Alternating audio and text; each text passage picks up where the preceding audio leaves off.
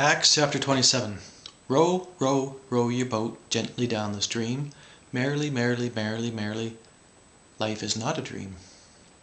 Life is one of, most likely the most, real things in the universe. So stop lying to your children, and stop making murderers out of them. Paul takes a boat trip, in chains, from Caesarea to Rome. And since everyone has a Bible, Jesus laughed, everyone except a few billion who don't, I'm going to tell you something more recent.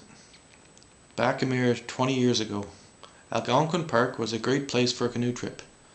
There are park rangers who maintain a few hundred sites, and only a few hundred people are in the interior of the park at any time. For those with a week or more, humans are a seldom event. And for anyone who hasn't had such an adventure, well, you miss out. There are some things to watch for. Don't have food in your tent, ever. Hang your food and use your head. And don't take a canoe across a big lake. We forgot that one day. Our last day of one trip.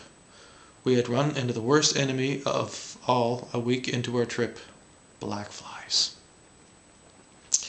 We covered much land and water to cut our adventure by a day and came out again to Brent Lake.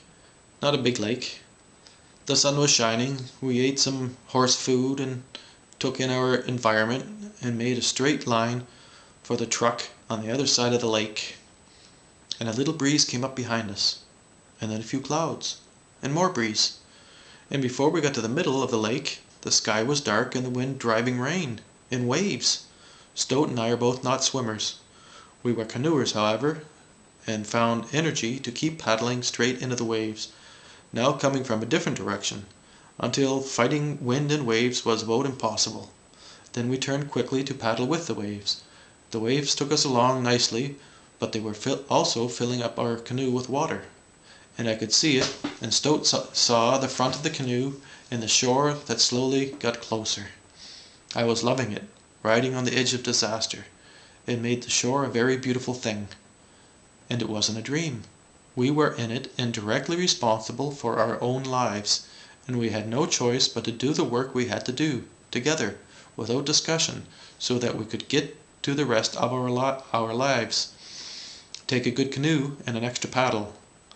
Paul and everyone on the ship landed on Malta without the ship. And they didn't kill the captives. The prisoners were released from their chains and swam to shore.